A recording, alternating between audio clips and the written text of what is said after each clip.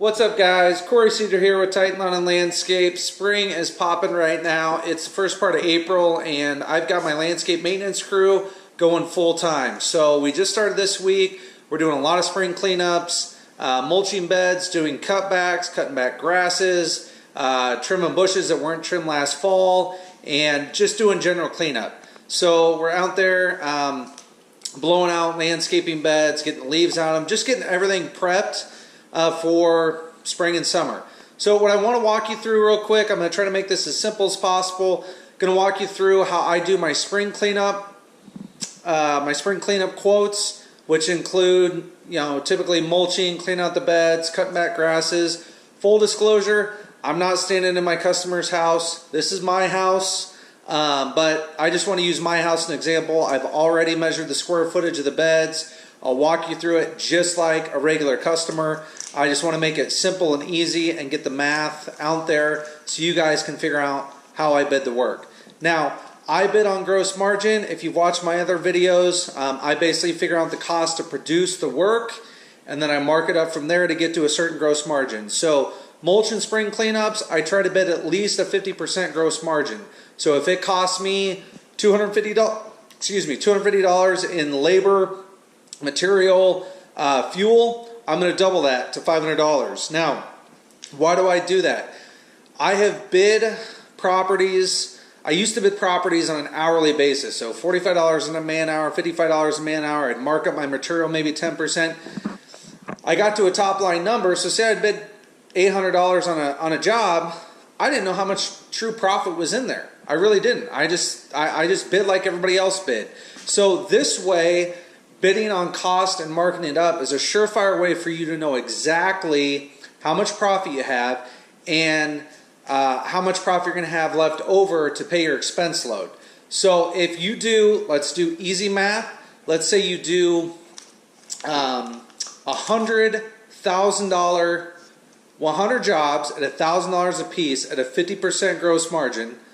That means you're doing $100,000 in business. It's costing you $50,000 to produce that $100,000 of work. That gives you $50,000 left over to pay your expenses, your overhead. And I've talked about that in other videos. So let's go outside, let's take a look. I'll walk you through it, then we'll walk through the numbers. Here we go.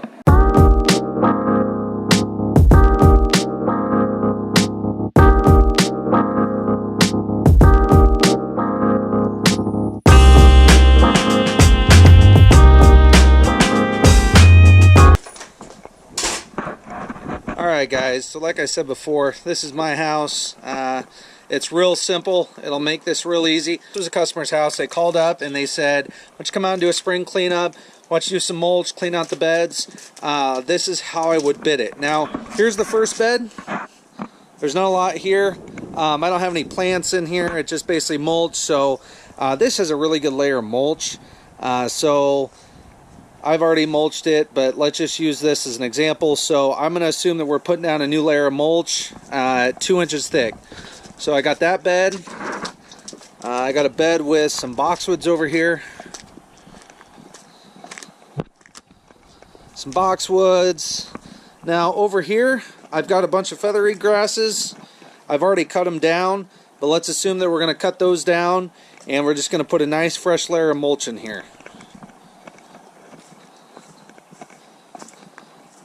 So it just wraps around to here. Alright, so how am I going to bid this? I'm going to take a look and see how much mulch we need. So there's about 600 square foot of beds here. I've already measured it out. I typically use about 150 square feet per yard at 2 inches thick. So that would give me 4 cubic yards of mulch that I need to mulch these beds. 4 cubic yards. Easy math, I'm going to say the mulch is costing me $35 per yard. That's contractor's cost. So that would be $140 in mulch. That is what it costs me. That is 4 yards at $35, $140 in mulch. Alright? So then I'm going to assume, let's just say it's going to take an hour and a half for my guys to throw this stuff down. So that's 3 man hours, 2 guys, hour and a half to put it down, that's 3 man hours. Now you got to factor in indirect time. So what's indirect time? Indirect time is travel time from the shop. So I'm going to assume half an hour each way. That's 1 man hour per way. Half an hour, 2 man. That's 1 man hour to get here, 1 man hour back to the shop. So I'm going to say 5 total man hours. Okay. And then I'm going to say, let's just assume it's going to take us $15 in fuel. That's fuel to get to for the truck, you know, maybe if we're using some shears and stuff to cut down these grasses, whatnot. So that gets me a total of $248 that it's costing me to produce this work. All right. So I'm also using $15 a man hour for my labor. Add another 20 to 25%, so $18.75 fully loaded for insurance, workman's comp, and everything. So total cost, $140 in mulch, $93.75 in labor, $15 in fuel. So my total cost for this work is $248.75. That's what it's costing me as the business owner to do this work. This is me. This is not me going out and doing the work. This is my crew. Okay?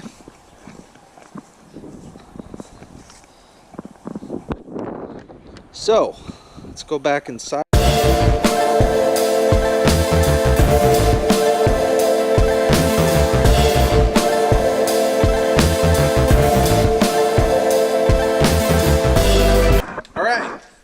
So we had $140 in mulch, we had $93.75 in labor, and $15 in fuel. So total cost is going to be $248.75. So if I want to go at a 50% gross margin on my mulch and spring cleanups, I would charge $497.50 to do this work. Now, if it takes your guys longer, it would cost more. You just have to factor in the total cost of the work you're producing. Now, this method of bidding can work for, it's basically standardized across all businesses. So it'll work for pest control, it'll work for tree service. It really just comes down to knowing your cost, what it is costing you to produce the work. Now, if you're an owner-operator, what I would do is I would bid this the same exact way, but you just need to treat yourself like an employee. So what is your hourly rate? Are you a $15 an hour employee? Is that what you're paying yourself? Now you can use this. So say you're going to do this all yourself. It's going to take you 5 total hours from the time you leave your shop, install the mulch, get back to your shop. It's going to take you 5 hours. So treat yourself like an employee. If you're going to pay an employee $15 an hour, put that in. Okay? That's your cost.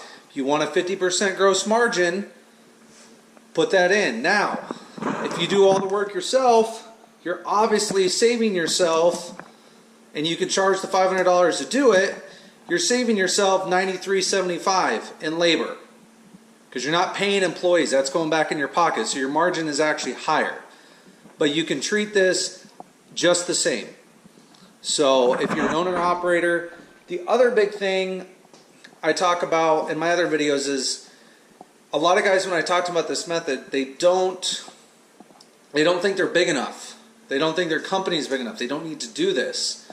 Well, what I would say is you should, if you start doing this when you're small, it's going to help you out once you get larger and you get into having multiple crews.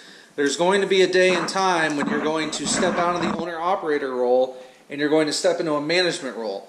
And you're really going to have to know the cost of the work that you're producing, right? So you're going to have to know the cost. You're going to have to know your markup. You're going to have to know how many man hours, how much material. It's so stinking important to know all that stuff. Because if you don't know that stuff, then you're going to fly blind financially. And you don't want to fly blind financially. I've done it, and you'll start to make some bad decisions. So if you guys have any questions, that's all I got for today. Appreciate you guys watching. Leave some comments below. Hit the subscribe button. Thanks for watching.